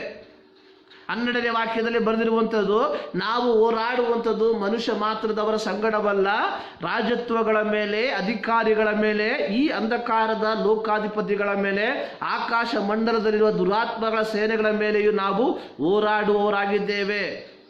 ಸೊ ಇದರಿಂದ ನಾವು ಸರ್ವಾಯುಧಗಳನ್ನು, ದೇವರು ಕೊಡುವಂಥ ಸರ್ವಾಯುಧಗಳನ್ನು ಧರಿಸಿಕೊಳ್ಳಬೇಕು. ಅದರ 15ನೇ ವಾಕ್ಯದಲ್ಲಿ ನಾವು ನೋಡುತ್ತೇವೆ, ಸಮಾಧಾನದ ವಿಷಯವಾದ ಸುವಾರ್ತೆಯನ್ನು ತಿಳಿಸುವುದರಲ್ಲಿ ಸಿದ್ಧವಾದ ಮನಸ್ಸೆಂಬ ಕೆರಗಳನ್ನು ಮೆಟ್ಟಿಕೊಂಡು ನಿಲ್ಲಿರಿ. ಅಂದರೆ ಸುವಾರ್ತೆಯನ್ನು ಸಾರುವಂಥದ್ದು ದೇವರು ನಮಗೆ ಕೊಟ್ಟಿರುವಂಥ ಒಂದು ಆಯುಧವಾಗಿದೆ. ಸುವಾರ್ತೆಯನ್ನು ಸಾರುವಂಥದ್ದು ಕೇವಲ ಒಂದು ಗುಂಪು ಜನರಿಗೆ ಮಾತ್ರ ಸೀಮಿತವಾಗಿರುವಂಥದ್ದಲ್ಲ. ಅನೇಕ ಸಂದರ್ಭದಲ್ಲಿ ನಾವು ಏನು ನೆನೆಸ್ತೇವೆ ಎಂಬುದಾಗಿ ನೋಡುವಾಗ, ಸುವಾರ್ತೆ ಸಾರುವಂಥದ್ದು ಇದು ಈ ಗುಂಪಿಗೆ ಮಾತ್ರ ನೇಮಿಸಲ್ಪಟ್ಟಿರುವಂಥದ್ದು. ಪ್ರಿಯ ದೇವರ ಮಕ್ಕಳೇ, ಸತ್ಯವೇದದಲ್ಲಿ ಆ ರೀತಿ ಬರೆಯಲ್ಪಡಲಿಲ್ಲ. ಪ್ರತಿಯೊಬ್ಬನು ದೇವರ ಸುವಾರ್ತೆಯನ್ನು ಸಾರುವಂಥವನಾಗಿರಬೇಕು. ಅದು ದೇವರು ಹೆಚ್ಚಿಸುವಂಥದ್ದು. ಈ ಎಫೆಸ ಪತ್ರಿಕೆ 6ನೇ ಅಧ್ಯಾಯ ಯಾವುದೋ ಒಂದು ಗುಂಪು ಜನರಿಗೆ ಮಾತ್ರ ಬರೆದಿರುವಂಥದ್ದಲ್ಲ, ಇದು ಪ್ರತಿಯೊಬ್ಬರಿಗಾಗಿ ಬರೆದಿರುವಂಥದ್ದಾಗಿದೆ. ಸೊ ಈ ವಾಕ್ಯ ಭಾಗಗಳನ್ನು ಓದುವಂಥ ಸಂದರ್ಭದಲ್ಲಿ ಸುವಾರ್ತೆಯ ಮಹತ್ವ ಎಷ್ಟೆಂಬುದಾಗಿ ನಾವು ಅರ್ಥ ಮಾಡಿಕೊಳ್ಳುತ್ತೇವೆ.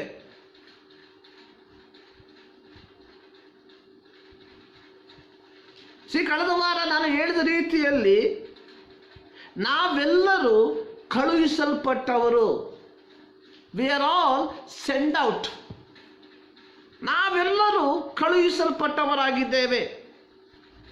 ಯಾವುದೇ ಸಂದೇಶವಿಲ್ಲದೆ ಯಾರನ್ನು ಸಹ ಕಳುಹಿಸುವುದಿಲ್ಲ. ಈಗ ಒಬ್ಬ ವ್ಯಕ್ತಿ ಇನ್ನೊಬ್ಬ ವ್ಯಕ್ತಿಯ ಬಳಿಗೆ ಬೇರೊಬ್ಬ ವ್ಯಕ್ತಿಯನ್ನು ಕಳಿಸುವಾಗ ಯಾವುದೇ ಸಂದೇಶವಿಲ್ಲದೆ, ವಿತೌಟ್ ಎನಿ ಮೆಸೇಜ್, ಉದಾಹರಣೆಗೆ ನಾವು ಕರೆಗಳನ್ನು ಮಾಡುವಾಗ ಯಾವುದೋ ಒಂದು ಪ್ರತ್ಯೇಕವಾದ ವಿಷಯವಿಲ್ಲದೆ ಯಾರಿಗೂ ಕರೆಗಳನ್ನು ಮಾಡೋದಿಲ್ಲ. ಇನ್ನೊಬ್ಬ ವ್ಯಕ್ತಿಗೆ ಒಂದು ಕಾಗದವನ್ನು ಬರೆಯಬೇಕಾದರೆ ಅದರಲ್ಲಿ ಯಾವುದಾದರೂ ಒಂದು ವಿಶೇಷತೆ ಇದ್ದೇ ಇರ್ತದೆ. ಯಾವ ವಿಶೇಷತೆ ಇಲ್ಲದೆ ಯಾರಿಗೂ ಪತ್ರವನ್ನು ಬರೆಯೋದಿಲ್ಲ. ಪ್ರಿಯ ದೇವರ ಮಕ್ಕಳೇ, ನಾವು ಕಳುಹಿಸಲ್ಪಟ್ಟವರು. ಸೊ ನಮ್ಮ ಕೈಯಲ್ಲಿ ಒಂದು ಸಂದೇಶವಿದೆ.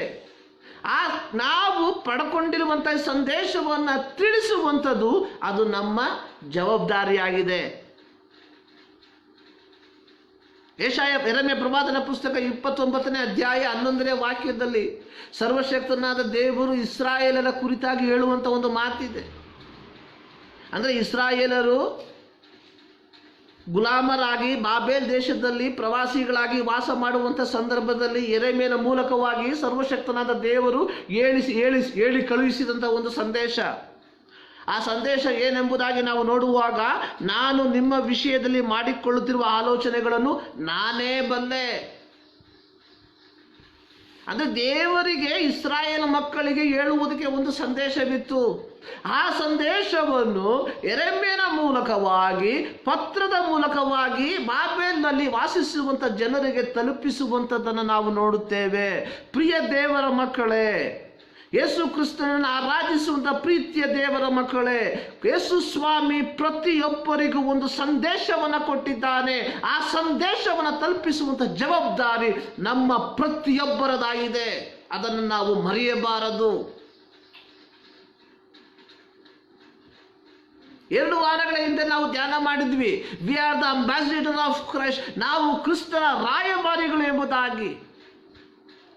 ಅಂದರೆ ಕಳುಹಿಸಿದ ದೇಶದ ಸಂದೇಶವನ್ನು ಕಳುಹಿಸಲ್ಪಟ್ಟಿರುವ ದೇಶಕ್ಕೆ ತಲುಪಿಸುವಂಥದ್ದು ರಾಯಭಾರಿಯ ಒಂದು ಕರ್ತವ್ಯ ಅಥವಾ ರಾಯಭಾರಿಯ ಒಂದು ಕೆಲಸವಾಗಿದೆ. ಇವತ್ತು ನಾವು ಮಾಧ್ಯಮಗಳನ್ನು ನೋಡುತ್ತೇವೆ. ಅನೇಕ ಮಾಧ್ಯಮಗಳಿದೆ. ಯಾವ ದೇಶದ ಉನ್ನತ ವ್ಯಕ್ತಿ ಇನ್ನೊಂದು ದೇಶಕ್ಕೆ ತಲುಪಿಸಬೇಕಾಗಿರುವಂಥ ಸಂದೇಶವನ್ನು ಮಾಧ್ಯಮದ ಮೂಲಕವಾಗಿ ಬಿತ್ತರಿಸುವುದಿಲ್ಲ. It is a confidential. ಉದುವಾಗಿರುವಂಥದ್ದನ್ನು ಅವರು ಮಾಧ್ಯಮದ ಮೂಲಕವಾಗಿ ಹೇಳ್ತಾರೆ. ಆದರೆ ತಮ್ಮ ರಾಜ್ಯಕ್ಕೆ, ತಮ್ಮ ರಾಜ್ಯದ ಉದ್ಧಾರಕ್ಕೆ ಸಂಬಂಧಪಟ್ಟಿರುವಂಥದ್ದನ್ನು ಅವರು ರಾಯಭಾರಿಗಳ ಮೂಲಕವಾಗಿ ಹೇಳಿಸುವಂಥವರಾಗಿರ್ತಾರೆ. ಸೊ ಅದೇ ರೀತಿಯಾಗಿ ಕ್ರಿಸ್ತನು ನಮ್ಮನ್ನ ಈ ಲೋಕದಲ್ಲಿ ರಾಯಭಾರಿಗಳಾಗಿ ಇಟ್ಟಿದ್ದಾನೆ. It is our responsibility to tell the gospel to the people. ಇದು ನಮ್ಮ ಜವಾಬ್ದಾರಿಯಾಗಿದೆ, ಕ್ರಿಸ್ತನ ಸುವಾರ್ತೆಯನ್ನ ಜನರಿಗೆ ತಿಳಿಸುವಂಥದ್ದು. ಆದುದರಿಂದಲೇ ನಾನು ಪ್ರಾರಂಭದಲ್ಲಿ ಹೇಳಿದೆ, ನ್ಯೂಸ್ ನಾವು ನಾರ್ತ್, ಈಸ್ಟ್, ವೆಸ್ಟ್, ಸೌತ್ ಅಂತ ಯೋಚನೆ ಮಾಡೋದು ಬೇಡ. ನಾವು ಮಧ್ಯಭಾಗದಲ್ಲಿ ನಿಂತರೆ ನಮ್ಮ ನಾರ್ತಲ್ಲಿ, ನಮ್ಮ ಸೌತಲ್ಲಿ, ನಮ್ಮ ವೆಸ್ಟಲ್ಲಿ, ನಮ್ಮ ಈಸ್ಟಲ್ಲಿ ಇರುವಂಥ ವ್ಯಕ್ತಿಗಳಿಗೆ ನಾವು ಈ ಸುವಾರ್ತೆಯನ್ನು ಸಾರುತ್ತಿದ್ದೇವೆ ಎಂಬುವಂಥ ಒಂದು ಪ್ರಶ್ನೆ ಯಾವಾಗಲೂ ನಮ್ಮನ್ನು ಕಾಡುತ್ತಿರಬೇಕು ಪ್ರಿಯ ದೇವರ ಮಕ್ಕಳೇ. Because it is a good news. ಇದು ಶುಭ ಸಂದೇಶವಾಗಿದೆ.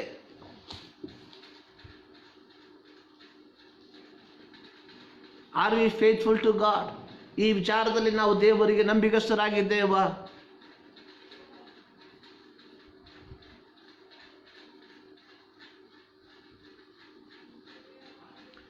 ನಾವು ನುಣುಚಿಕೊಳ್ಳುವಂಥದ್ರಲ್ಲಿ ಭಾರಿ ಬುದ್ಧಿವಂತರು. ಪ್ರತ್ಯೇಕವಾಗಿ ದೇವರ ಮಕ್ಕಳು ನುಣುಚಿಕೊಳ್ಳುವಂಥದ್ರಲ್ಲಿ ಭಾರಿ ಬುದ್ಧಿವಂತರು. ಪ್ರತ್ಯೇಕವಾಗಿ ದೇವರ ಸೇವೆಯ ವಿಚಾರಗಳು ಬರುವಂಥ ಸಂದರ್ಭದಲ್ಲಿ ನಾವು ಇದನ್ನು ಇತರರ ತಲೆಗೆ ಹಾಕಿ ನಾವು ಅಲ್ಲಿಂದ ಜಾಗ ಖಾಲಿ ಮಾಡ್ತೇವೆ. ಪ್ರಿಯ ದೇವರ ಮಕ್ಕಳೇ, ಇದು ಬಹಳ ಅಸಂಬದ್ಧವಾದದ್ದು.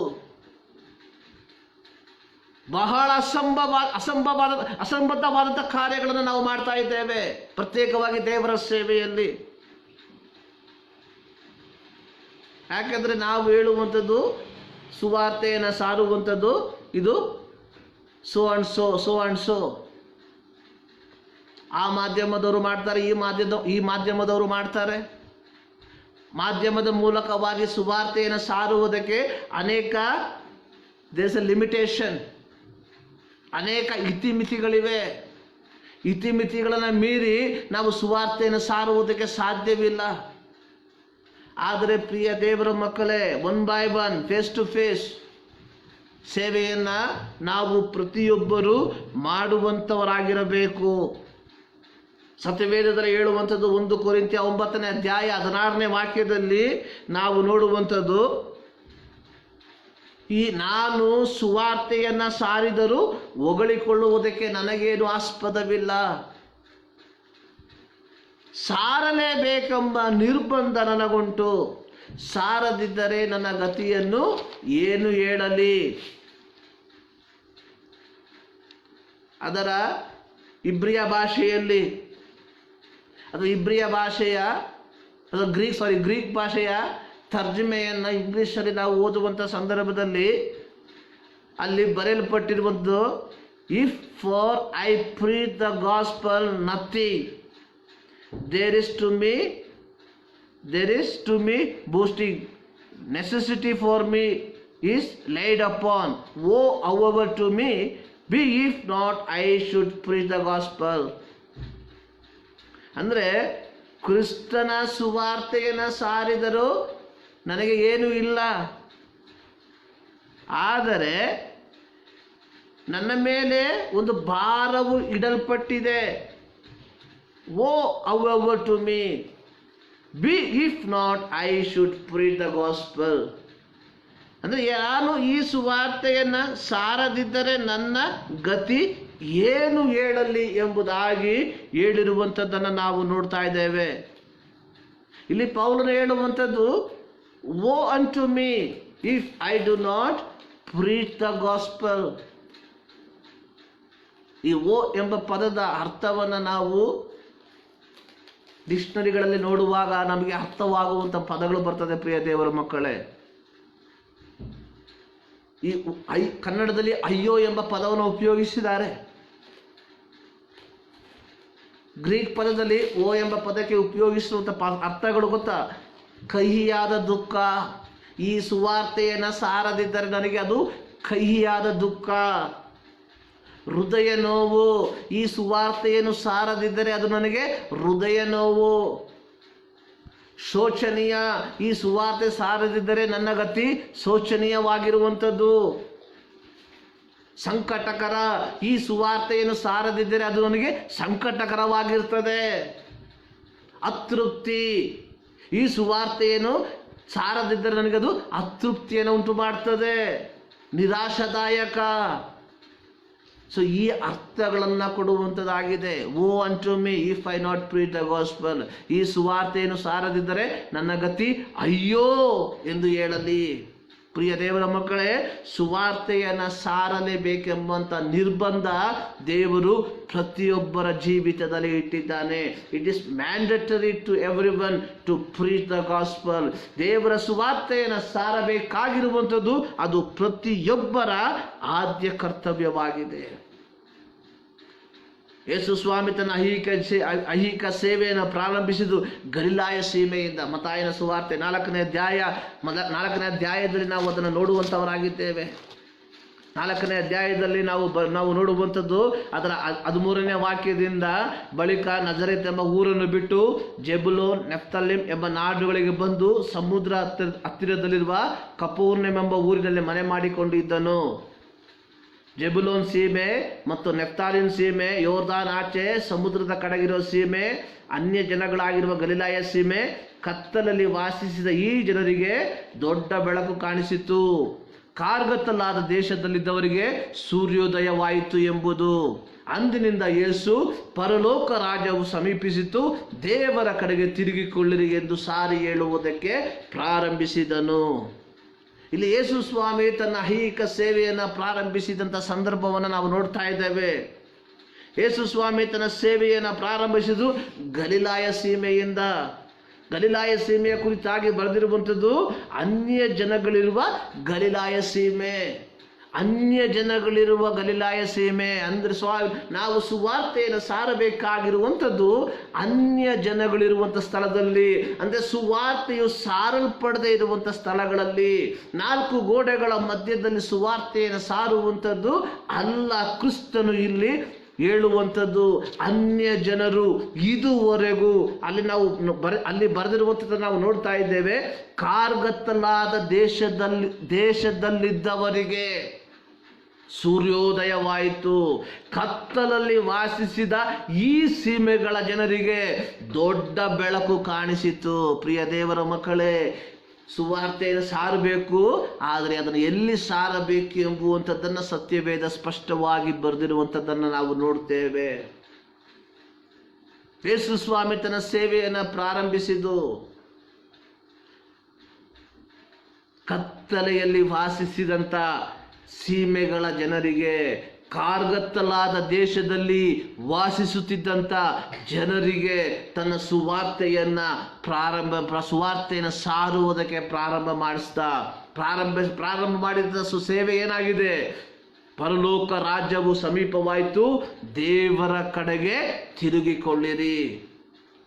ಪ್ರಿಯ ದೇವರ ಮಕ್ಕಳೇ, ಈ ಜವಾಬ್ದಾರಿಯನ್ನ ದೇವರು ನಮಗೆ ಕೊಟ್ಟಿರುವಂಥದ್ದಾಗಿದೆ. God has given the responsibility to preach the gospel those who are in darkness. ಅಂಧಕಾರದಲ್ಲಿ ಬಿದ್ದಿರುವಂಥವರಿಗೆ, ಪಾಪಕ್ಕೆ ಅಧೀನರಾಗಿರುವಂಥವರಿಗೆ, ಸೈತಾನನಿಂದ ಬಂಧಿಸಲ್ಪಟ್ಟಿರುವಂಥ ಜನರಿಗೆ ಈ ಶುಭ ವರ್ತಮಾನವನ್ನು ಸಾರುವುದಕ್ಕೆ ದೇವರು ನಮ್ಮನ್ನು ಅಭಿಷೇಕಿಸಿದ್ದಾನೆ. ಈ ಸೇವೆಯನ್ನು ನಾವು ಮಾಡುವುದರಲ್ಲಿ ಎಷ್ಟರ ಮಟ್ಟಿಗೆ ನಾವು ಆಸಕ್ತರಾಗಿದ್ದೇವೆ ಎಂಬುವಂಥದ್ದನ್ನು ನಾವು ಅರ್ಥ ಮಾಡಿಕೊಳ್ಳಬೇಕು. ದೇವರ ವಾಕ್ಯದಲ್ಲಿ ನಾವು ನೋಡುವಂಥವರಾಗಿದ್ದೇವೆ. ನಂತರವಾಗಿ ನಾವು ನೋಡುವಂಥದ್ದು ರೋಮಪತ್ರಿಕೆ 1ನೇ ಅಧ್ಯಾಯ 16ನೇ ವಾಕ್ಯದಲ್ಲಿ ಅಪೊಸ್ತಲನಾದ ಪೌಲನು ಬರೆದಿರುವಂಥದ್ದನ್ನು ನಾವು ನೋಡ್ತೇವೆ. ರೋಮಪತ್ರಿಕೆ 1ನೇ ಅಧ್ಯಾಯ 16ನೇ ವಾಕ್ಯದಲ್ಲಿ ಅಲ್ಲಿ ನಾವು ನೋಡುವಂಥದ್ದು, ಸುವಾರ್ತೆಯ ವಿಷಯದಲ್ಲಿ ನಾನು ನಾಚಿಕೊಳ್ಳುವುದಿಲ್ಲ. ಈ ಸುವಾರ್ತೆಯು ದೇವರ ಬಲಸ್ವರೂಪವಾಗಿದ್ದು ನಂಬುವವರಿಗೆ ರಕ್ಷಣೆಯನ್ನು ಉಂಟು ಮಾಡ್ತದೆ. ಅದರ ಮಧ್ಯದಲ್ಲಿ 2 ವಾಕ್ಯಗಳು ಬರೆಯಲ್ಪಟ್ಟಿದೆ, ಯಹೂದ್ಯರಿಗೆ ಆಮೇಲೆ ಗ್ರೀಕರಿಗೆ.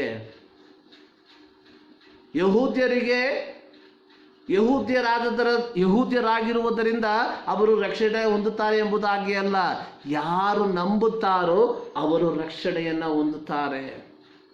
ಪ್ರಿಯ ದೇವರ ಮಕ್ಕಳೇ, ಈ ಸುವಾರ್ತೆಯನ್ನು ನಾವು ಸಾರುತ್ತಿದ್ದೇವಾ ಎಂಬುವಂಥ ಪ್ರಶ್ನೆಯನ್ನು ನಾವು ಕೇಳಬೇಕು. ಇದೇ ರೋಮಪತ್ರಿಕೆ 10ನೇ ಅಧ್ಯಾಯದಲ್ಲಿ ಅದರ 14ರಿಂದ 15 ವಾಕ್ಯದಲ್ಲಿ ನಾವು ನೋಡುವಂಥದ್ದು, ಇಲ್ಲಿ ಬರೆದಿರುವಂಥದ್ದು ಏನೆಂದರೆ, ಆತನ ನಾಮವನ್ನು ಹೇಳಿಕೊಳ್ಳುವುದು ಹೇಗೆ ಮತ್ತು ಆತನ ಸುದ್ದಿ ಕೇಳದಿರುವಲ್ಲಿ ಆತನನ್ನು ನಂಬುವುದು ಹೇಗೆ? ಸಾರಿ ಹೇಳುವವನಿಲ್ಲದೆ ಕೇಳುವುದು ಹೇಗೆ? ಸಾರುವವರು ಕಳುಹಿಸಲ್ಪಡದೆ ಸಾರುವುದಲ್ಲಿ.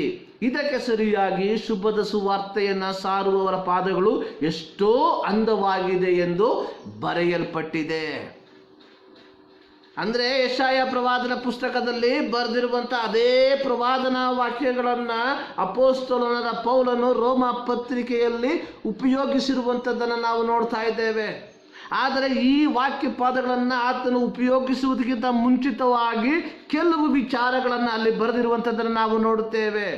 ಆತನ ಸುದ್ದಿ ಕೇಳದಿರುವಲ್ಲಿ ಆತನನ್ನು ನಂಬುವುದು ಹೇಗೆ ಮತ್ತು ಆತನ ಸುದ್ದಿ ಕೇಳದಿರುವುದರಲ್ಲಿ ಆತನನ್ನು ನಂಬುವುದು ಹೇಗೆ? ಸಾರಿ ಹೇಳುವವನಿಲ್ಲದೆ ಕೇಳುವುದು ಹೇಗೆ? ಸಾರಿ ಹೇಳುವವನಿಲ್ಲದೆ ಕೇಳುವುದು ಹೇಗೆ? ಸಾರುವವರನ್ನು ಕಳುಹಿಸಲ್ಪಡದೆ ಸಾರುವುದೆಲ್ಲಿ?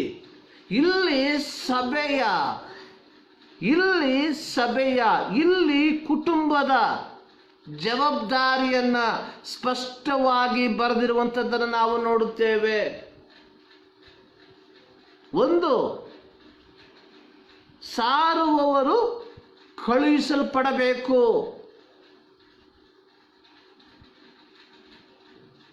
ಇನ್ನೊಂದು, ಸಾರಿ ಹೇಳುವವನು ಇರಬೇಕು. 1 ಸಾರಿ ಹೇಳುವವನಿರಬೇಕು, 2ನೇದಾಗಿ ಸಾರಿ ಹೇಳುವವರನ್ನು ಕಳುಹಿಸಲ್ಪಡಬೇಕು. ಇಲ್ಲಿ ಸಭೆಯ ಜವಾಬ್ದಾರಿಯನ್ನು ನಾವು ನೋಡ್ತಾ ಇದ್ದೇವೆ. ಇಲ್ಲಿ ಕ್ರೈಸ್ತ ಕುಟುಂಬದ ಜವಾಬ್ದಾರಿಯನ್ನು ನಾವು ನೋಡ್ತಾ ಇದ್ದೇವೆ. ಪ್ರಿಯ ದೇವರ ಮಕ್ಕಳೇ, ಈ ಪರಿಸ್ಥಿತಿಯಲ್ಲಿ ನಾವು ಯಾವ ಸ್ಥಳದಲ್ಲಿ ನಿಂತಿದ್ದೇವೆ ಎಂಬುವಂಥದ್ದನ್ನು ಅರ್ಥ ಮಾಡಿಕೊಳ್ಳುವಂಥದ್ದು ಬಹಳ ಪ್ರಾಮುಖ್ಯವಾಗಿರುವಂಥ ಒಂದು ವಿಚಾರ. Where we are standing in this junction.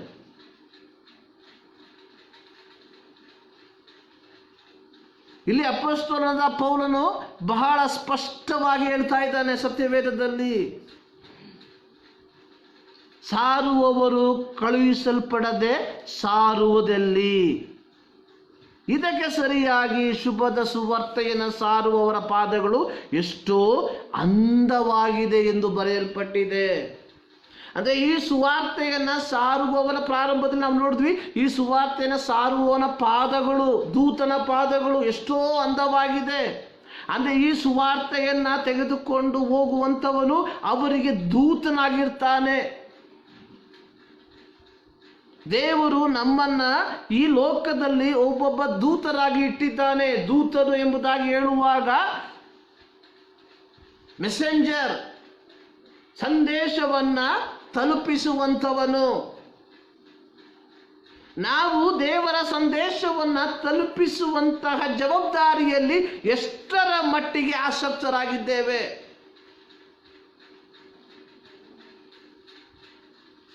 ಸಂದೇಶ ಸಂದೇಶ ಸಂದೇಶವೆಂಬುದಾಗಿ ನಾವು ಕೇಳ್ತೇವೆ. ಈ ಸಂದೇಶವನ್ನ ನಮ್ಮ ನಾಲ್ಕು ಗೋಡೆಗಳ ಮಧ್ಯದಲ್ಲಿ ನಿಂತು ನಾವು ಇದನ್ನು ಹೇಳ್ತೇವೆ. ಆದರೆ ಯೇಸು ಸ್ವಾಮಿ ಪ್ರಾರಂಭಿಸಿದಂಥ ಸೇವೆ ನಮ್ಮ ಜೀವಿತದಲ್ಲಿ, ನಮ್ಮ ಸೇವೆಯಲ್ಲಿ ಇದೆಯಾ? ಅಲ್ಲಿ ಬರೆಯಲ್ಪಟ್ಟಿರುವುದು ಅನ್ಯ ಜನರಿರುವ ಗಲಿಲಾಯ ಸೀಮೆಯಲ್ಲಿ ಯೇಸು ಸ್ವಾಮಿ ಹೇಳ್ತಾ ಇದ್ದಾನೆ, ಪರಲೋಕವು ಸಮೀಪವಾಯಿತು, ಮಾನಸಾಂತರ ಪಡ್ರಿ ಎಂಬುದಾಗಿ. ನಾನು ಕಳೆದ ವಾರ ಹೇಳಿದಂತಹ ವಾಕ್ಯ ಪ್ರಯೋಗವನ್ನು ಮತ್ತೊಂದಾವರ್ತಿ ಹೇಳ್ತೇನೆ. ನಮ್ಮ ಪ್ರಸಂಗದಲ್ಲಿ ಮಾನಸಾಂತರಕ್ಕೆ ಕಾರಣವಾಗದೇ ಇರುವಂಥ ಪದಗಳು ಇಲ್ಲದೆ ಹೋದರೆ ನಮ್ಮ ಪ್ರಸಂಗ ಅದು ದೇವರಿಂದ ಬಂದಿರುವಂಥದ್ದಲ್ಲ. ಮಾನಸಾಂತರವೆಂಬುದಾಗಿ ಹೇಳುವಾಗ ಕೇವಲ ಅನ್ಯ ಜನರಲ್ಲಿ ಮಾತ್ರವಲ್ಲ, ನಮ್ಮ ಸಮೂಹದ ಮಧ್ಯದಲ್ಲಿಯೂ ಸಹ ಇದು ಇರುವಂಥದ್ದಾಗಿರ್ತದೆ. We have to understand. ನಮಗೆ ಸಂತೋಷವನ್ನು ಉಂಟು ಮಾಡುವಂತಹ ಅಥವಾ ನಮ್ಮ ಕಾರ್ಯಗಳಿಗೆ ಉತ್ತೇಜನವನ್ನು ಕೊಡುವಂತಹ ಪ್ರಸಂಗಗಳನ್ನು ಕೇಳಿ ನಾವು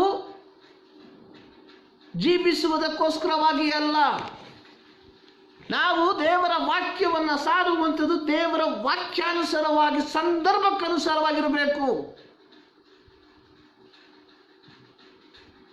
ಇಲ್ಲಿ ನಾವು ರೋಮ ಪತ್ರಿಕೆಯಲ್ಲಿ ನಾವು ನೋಡುವಂಥದ್ದು, ಸಾರಿ ಹೇಳುವವನಿಲ್ಲದೆ ಕೇಳುವುದು ಹೇಗೆ? ಅಪೊಸ್ತಲರ ಕೃತ್ಯದಲ್ಲಿ ನಾವು ನೋಡುತ್ತೇವೆ, ಒಬ್ಬ ಮೆಕೆದೋನ್ಯದ ವ್ಯಕ್ತಿ ನಿಂತು ಕರೆಯುವಂಥ ಒಂದು ಕರೆಯುವಿಕೆ ಅಪೊಸ್ತಲರ ಕೃತ್ಯ 10ನೇ ಅಧ್ಯಾಯದಲ್ಲಿ ಬರೆದಿರುವಂಥದ್ದನ್ನು ನಾವು ನೋಡುವಂಥವರಾಗಿದ್ದೇವೆ. ನೀನು ಬಂದು ನಮಗೆ ನೆರವಾಗಬೇಕು. ಇವತ್ತು ಅನೇಕರು ಈ ಒಂದು ನೆರವಿಗೋಸ್ಕರವಾಗಿ ಬಹಳ ಆಸಕ್ತಿಯಿಂದ ಕಾಯುವಂಥದ್ದನ್ನು ನಾವು ನೋಡ್ತಾ ಇದ್ದೇವೆ. ನಾವು ಆ ಒಂದು ಕರೆಯುವಿಕೆಗೆ ಸಿದ್ಧರಾಗಿದ್ದೇವೆ ಎಂಬುವಂಥದ್ದನ್ನು ನಾವು ಒಂದು ಸಾರಿ ಅವಲೋಕಿಸುವಂಥದ್ದು ಬಹಳ ಪ್ರಾಮುಖ್ಯವಾಗಿದೆ.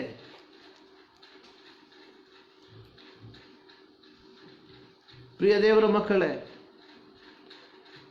ಕೊನೆಯದಾಗಿ ಅಪೊಸ್ತಲರ ಕೃತ್ಯ 10ನೇ ಅಧ್ಯಾಯ 34-35 ವಾಕ್ಯವನ್ನು ಓದಿ ನನ್ನ ಈ ದೇವರ ಧ್ಯಾನವನ್ನು ನಿಲ್ಲಿಸುವುದಕ್ಕೆ ಬಯಸ್ತೇನೆ.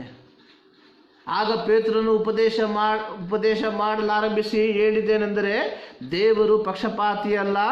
ಯಾವ ಜನರಲ್ಲಿಯಾದರೂ ದೇವರಿಗೆ ಭಯಪಟ್ಟು ನೀತಿಯನ್ನು ನಡೆಸುವವರು ಆತನಿಗೆ ಮೆಚ್ಚುಗೆಯಾಗಿದ್ದಾರೆಂದು ಈಗ ಸಂದೇಹವಿಲ್ಲದೆ ನನಗೆ ತಿಳಿದು ಬಂದಿದೆ. ಎಲ್ಲ ಜನಗಳಿಗೂ ಕರ್ತನಾಗಿರುವ ಯೇಸು ಕ್ರಿಸ್ತನ ಮೂಲಕ ದೇವರ ಸಮಾಧಾನದ ಶುಭ ಸಮಾಚಾರವನ್ನು ಪ್ರಕಟಿಸುತ್ತಾ ಇಸ್ರಾಯೇಲ್ ಜನರಿಗೆ ಅನುಗ್ರಹಿಸಿದ ವಾಕ್ಯವು ನಿಮಗೆ ತಿಳಿದಿರುವುದು. ನೋಡಿ, ಇಲ್ಲಿ ಸ್ಪಷ್ಟವಾಗಿ ಬರೆದಿರುವಂಥದ್ದು, ಎಲ್ಲ ಜನಗಳಿಗೂ ಕರ್ತನಾಗಿರುವ ಯೇಸು ಕ್ರಿಸ್ತನ ಮೂಲಕ ದೇವರ ಸಮಾಧಾನದ ಶುಭ ಸಮಾಚಾರವನ್ನು ಪ್ರಕಟಿಸುತ್ತಾ ಇಸ್ರಾಯೇಲ್ ಜನರಿಗೆ ಅನುಗ್ರಹಿಸಿದ ವಾಕ್ಯವು ನಿಮಗೂ ತಿಳಿದಿರುವಂಥದ್ದು. ಈ ಶುಭ ಸಮಾಚಾರ ಕೇವಲ ಒಂದು ಗುಂಪು ಜನರಿಗೆ ಮಾತ್ರ ಸೀಮಿತವಾಗಿರುವಂಥದ್ದಲ್ಲ. ಈ ಶುಭ ಸಮಾಚಾರ ಅನ್ಯರಿಗೂ ಬೋಧಿಸಲ್ಪಡಬೇಕು. ಈ ಶುಭ ಸಮಾಚಾರ ಎಲ್ಲ ಜಾತಿ ಜನಾಂಗದವರು, ಎಲ್ಲ ಭಾಷೆ ಕುಲ ಗೋತ್ರದವರು ಕೇಳಲ್ಪಡಬೇಕು. ಇದಕ್ಕೋಸ್ಕರವಾಗಿ ದೇವರು ನಿನ್ನನ್ನು ನನ್ನನ್ನು ಆರಿಸಿ ತೆಗೆದುಕೊಂಡಿದ್ದಾನೆ ಎಂಬುವಂಥದ್ದನ್ನು ನೀನು ನಾನು ಮರೆಯಬಾರದು. ಪ್ರಿಯ ದೇವರ ಮಕ್ಕಳೇ, ದೇವರ ಕರೆಯುವಿಕೆಯ ಕುರಿತಾಗಿ ಕಳೆದ ವಾರ ನಾವು ಚಿಂತೆ ಮಾಡಿದ್ದೀವಿ. ದೇವರ ಕರೆಯುವಿಕೆಯ ಉದ್ದೇಶವೇನೆಂದರೆ ದೇವರ ಸಂದೇಶವನ್ನು ಇತರರಿಗೆ ತಿಳಿಸುವಂಥದ್ದಾಗಿದೆ.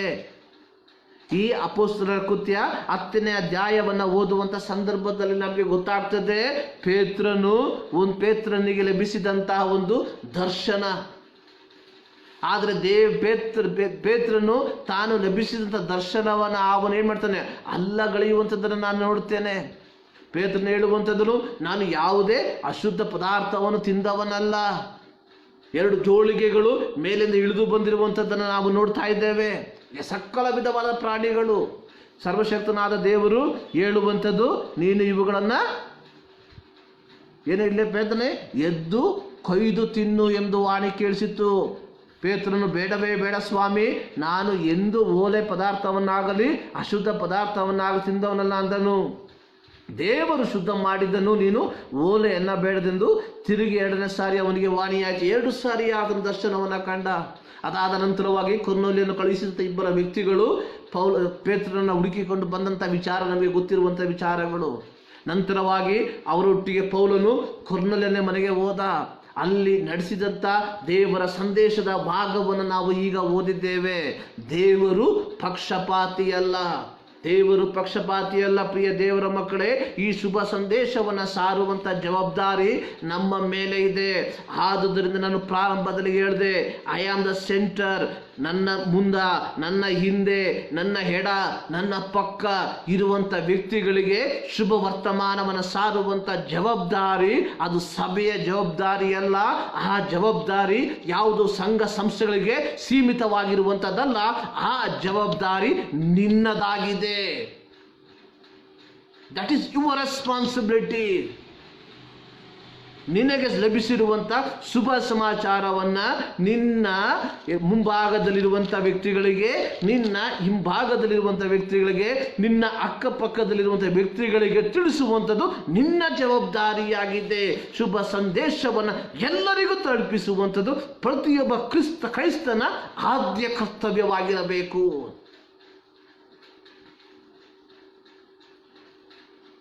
ಇದನ್ನೇ ಸತ್ಯವೇದ ಬೋಧಿಸುವಂಥದ್ದು.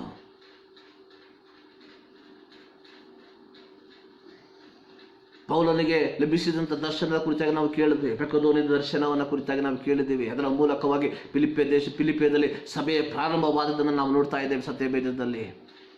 ಪ್ರಿಯ ದೇವರ ಮಕ್ಕಳ ವಿಚಾರಗಳನ್ನು ಹೇಳುವುದಕ್ಕೆ ಹೋದರೆ ಅನೇಕ ಕಾರ್ಯಗಳಿದೆ. ಆದರೆ ಸಂಕ್ಷಿಪ್ತವಾಗಿ ನಾನು ಹೇಳುವಂಥದ್ದು ಇಷ್ಟೇ, ದೇವರು ನಮ್ಮನ್ನು ಸಂದೇಶವಾಹಕರಾಗಿ ಈ ಲೋಕದಲ್ಲಿ ಇಟ್ಟಿದ್ದಾನೆ. ನಾನು ಸಾಧಾರಣವಾಗಿ ಹೇಳುವಂಥದ್ದು, ನಾವು ಇನ್ನೂ ಬದುಕಿರುವಂಥದ್ದು not because of anything, to share the gospel. ದೇವರು ನಮ್ಮ ಮೂಲಕವಾಗಿ ಯಾವ ವ್ಯಕ್ತಿಗೆ ಸುವಾರ್ತೆಯನ್ನು ಸಾರಬೇಕು ಎಂಬುದಾಗಿ ನಿಶ್ಚಯಿಸಿದನೋ ಆ ವ್ಯಕ್ತಿಗೆ ಸುವಾರ್ತೆಯನ್ನು ಸಾರದೆ ಇದ್ದುದರ ಫಲವಾಗಿ ಇಲ್ಲಿ ತನಕ ನಾವು ಬದುಕಿದ್ದೇವೆ. Not because of anything. ಸ್ಟೇಫನ ಕುರಿತಾಗಿ ನಾವು ನೋಡ್ತೇವೆ, ಒಂದೇ ಪ್ರಸಂಗ.